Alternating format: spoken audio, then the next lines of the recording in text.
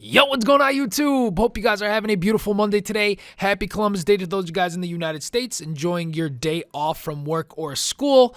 We're going to go ahead and continue with our race to Division 1 for today. You guys saw we're at 11 points in Division 5, and we have a brand new team this time. If you watched the previous episode, you would have known that I did not enjoy using my previous team. There was just some defensive gaps in the midfield, actually. I had Verratti as one of my central defensive mids, and it just wasn't working out. So we went ahead, picked up some new players, put it on the squad, still stuck with the same formation, got the informed Rafael as my left cam there, so I was really excited to use him. You guys know that I really like his non-rare gold card this year. It's really good. But our first match, I was just sad to see a 5 at the back again. I feel like I've been playing 5 at the back so much this year, or against 5 at the back so much this year. And of course, they're going to be on ultra defensive, but luckily it was an MLS team, so we didn't have the best center backs in the world as we get our first shot on goal right away in this match. And after that, I was like, okay, at least you know what?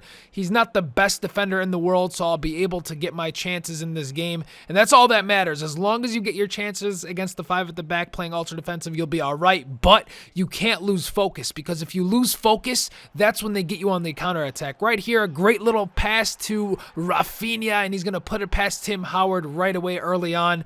So I felt good that I scored first against this guy, because it's really bad when you concede first against someone with a 5 at the back team. The funny thing is, I kind of liked what his goal was. He had Andrea Pirlo and Gerard as his midfielders to just feed people through balls, and he gets me on a counterattack, and that's exactly what I was saying. If you lose focus against a 5 at the back team, they will get you on the counterattack, and they'll end up just sitting back and defending and defending and defending. So he had Gerard and Pirlo to send through balls on the counterattack, and it was tough to defend for the most part. So I had to make sure that I did not give up possession. So if you guys are struggling against people who are using 5 at the back, you got to stay focused. And again, right here, Rafinha comes through for us huge before the second half as we score the second goal there for our side. But eventually he did get off of ultra defensive since he wanted to win the game, and we just find open spaces. Rafinha one more time, try to chip Tim Howard, but Tim Howard comes back to that, punches it out, and we don't end up getting a goal. Find another opportunity here. Jackson Martinez, a great fake shot, cuts back inside, goes near post, and that's going to make it 3-1. He ends up rage quitting after that one. So glad I walked away with the victory to put us one step closer to get promoted to Division 4. You guys see the match stats there. Controlled possession. We're at 14 points now. I have 3 games remaining, 4 wins, 2 draws, and 1 loss so far in Division 5. We ended up losing our first match in season play completely. But I went ahead. I felt really good about the team. I felt great about it. So I decided to go ahead and jump into a game again. But look what happens here. So this guy had a pretty solid team, really nice 4-3-3 BPL side. I was excited to play against them because I wanted to test my team against a solid team. And look what happens, man. I get E8. So you guys are going to see in just a moment here, the screen is going to turn black, and you're going to see a circle rolling ball of death. It just sat there, and I did not get into the game. And it's so frustrating that this has not been fixed for whatever reason. This has been going on for years on FIFA. I always, every now and then, have this problem, and it stinks when you're like really close to getting promoted and you only have a few games left, because the only way to get out of this is you have to quit out of the game. So if you quit out of the game, you know what happens. You end up getting a disconnect loss, which absolutely sucks to be in this position. So you guys saw we only had a few games left, and they were must-win games at this point. We had 3 games left, and I had to quit out the game. So you guys are going to see here, I go back into Ultimate Team, and once I go into Ultimate Team, I got E8. I got the disconnect loss.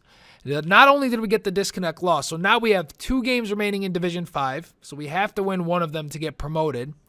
We also lost our loaned Griezmann because remember, I didn't buy him. You guys can see right there, we ended up getting a loss and a disconnect. The did not finish modifier, our second disconnect of the year.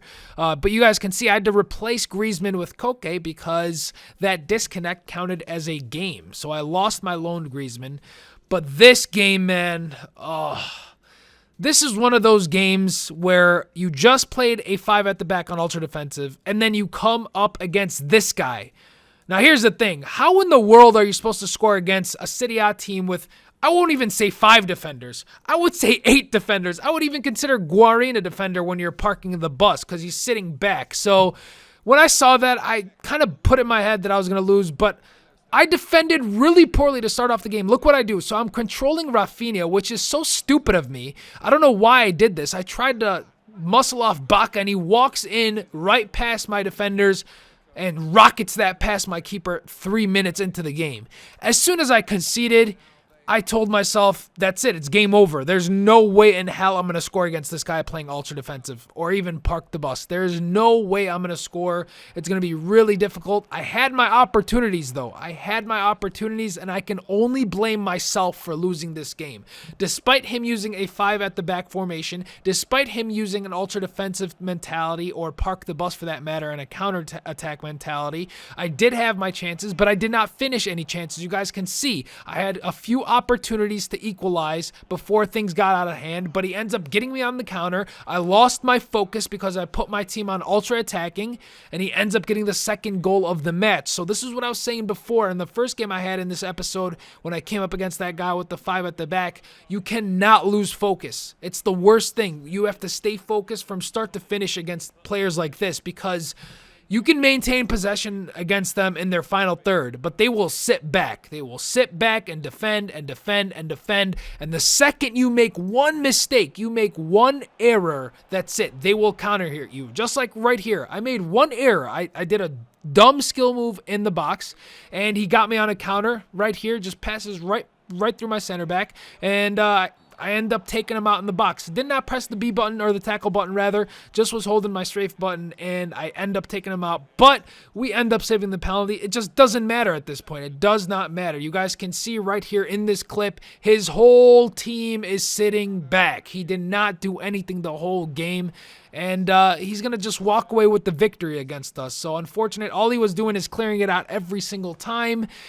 Very, very frustrating loss, and man, I haven't raged in FIFA in a long, long time, but I was close. I was really close to getting really mad, because not only did we get a disconnect loss, then we came up against that guy and we got another loss. We have one game remaining. This game is a must-win game in order to get promoted, and we come against this guy, Serie A team 4-3-3 false 9. It's nice to get a breath of fresh air from playing against ultra-defensive players using 5 at the back, and I was just attacking this guy over and over and over, but Buffon is just an amazing goalkeeper, man. It was just a flurry of attacks. So I'm really happy with this team, guys. I gotta say, I'm really happy. Look, I'm creating chances. I have a lot of opportunities to score, and despite, I think we need to replace Koke though. I don't think he's gonna be good as a outside cam there, but you'll notice we're getting past his defenders, but Buffon is there to make the saves. Jackson Martinez almost puts away the rebound, but it gets deflected by a defender.